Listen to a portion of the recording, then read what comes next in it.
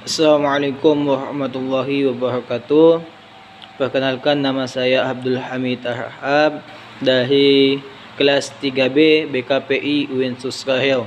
Saya akan menjelaskan tugas akhir dari mata kuliah Sejarah Islam Asia Tenggara yang berjudul yaitu bagaimana kebijakan pemerintah Malaysia pasca kerusuhan etnis tahun 1969 pada kuatnya nuansa dan citra Islam di Malaysia, dan jelaskan kerusuhan etnis tahun 69 di Malaysia yang dikenal sebagai insiden 13 Mei terjadi setelah pemilihan umum pada 10 Mei tahun 69.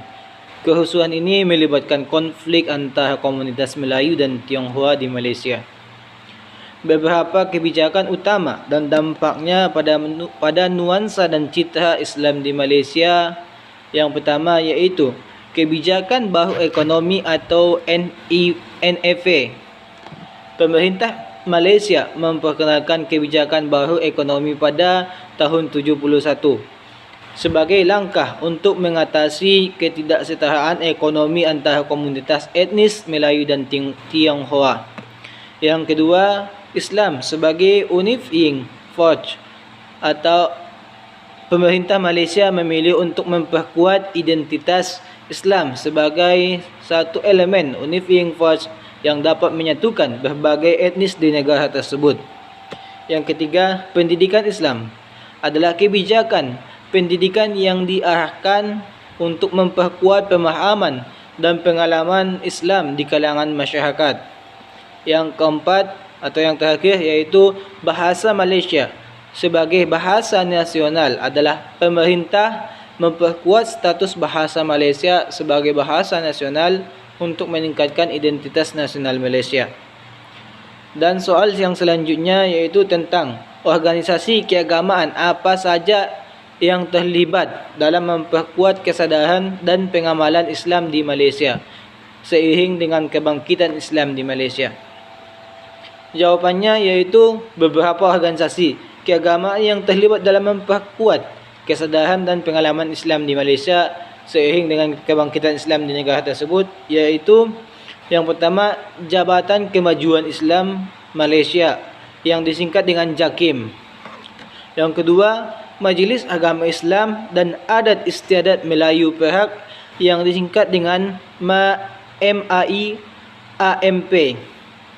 Yang ketiga, Majlis Agama Islam Wilayah Persekutuan yang disingkat dengan MAIWF. Yang keempat, Pertubuhan Jamaah Islah Malaysia yang disingkat dengan JIM. Yang disingkat dengan JIM. Yang kelima, Angkatan Belia Islam Malaysia atau disingkat dengan ABIM. Yang keenam, Persekutuan Pengakap Malaysia yang disingkat dengan PPM. Yang ketujuh, Persatuan Ulama Malaysia yang disingkat dengan PUM. Yang kedelapan, yang terakhir, Persatuan Kebangsaan Pelajar Islam Malaysia yang disingkat dengan PKPIM. Dan soal yang ketiga iaitu apa kebijakan pemerintah Thailand yang tidak dapat diterima oleh Muslim Thailand di awal sejarahnya? Mengapa kebijakan tersebut tidak dapat diterima oleh kaum muslimin di Thailand? Beberapa elemen kebijakan Thaification yang tidak dapat diterima oleh sebagian besar kaum muslim Thailand meliputi iaitu pertama, pengaturan bahasa. Kebijakan penguatan penggunaan bahasa Thailand di sekolah-sekolah dan lembaga pemerintah di Thailand dengan mengurangi atau melarang penggunaan bahasa-bahasa minoritas seperti bahasa Melayu dan bahasa lainnya, termasuk dan bahasa Melayu ini digunakan oleh komunitas Muslim di wilayah selatan Thailand. Makanya masyarakat Muslim Thailand menolak atau tidak setuju dengan elemen Thaification.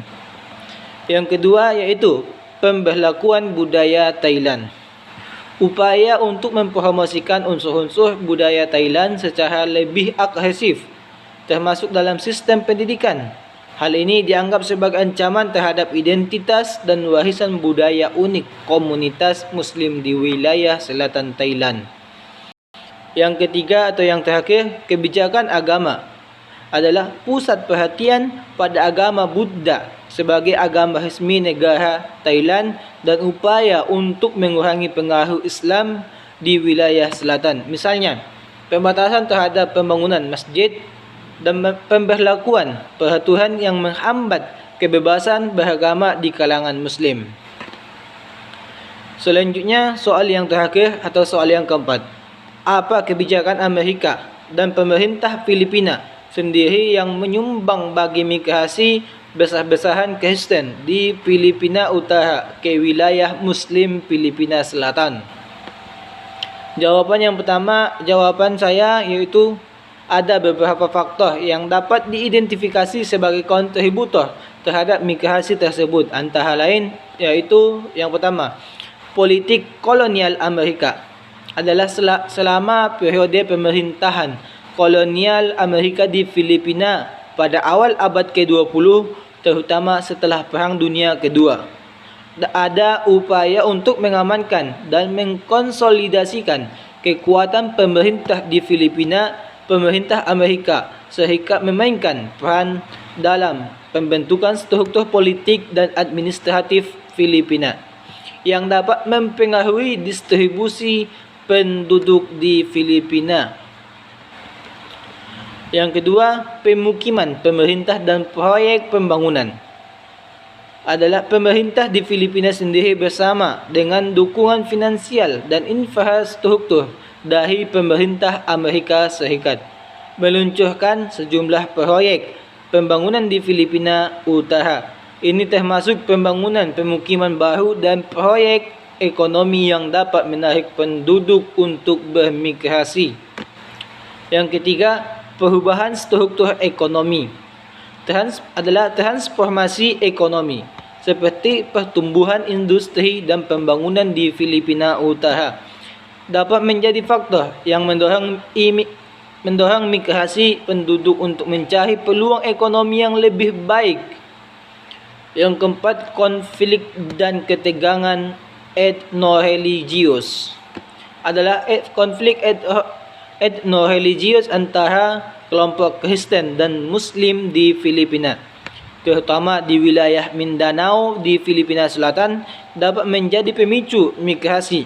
Adanya ketegangan dan konflik dapat mendorong sebagian penduduk untuk meninggalkan wilayah tersebut demi keamanan dan stabilitas. Yang terakhir, yang kelima, pengaruh faktor agama. Sebagian dari dinamika konflik di Mindanao, faktor agama, terutama perbedaan antara mayoritas Kristen dan minoritas Muslim, dapat menjadi alasan bagi beberapa individu atau keluarga untuk memilih pindah ke wilayah lain atau negara tetangganya yang diuni oleh mayoritas agama mereka atau agama Muslim. Sekian yang dapat saya sampaikan. Wabillahi taufiq wal hidayah. Wassalamualaikum warahmatullahi wabarakatuh.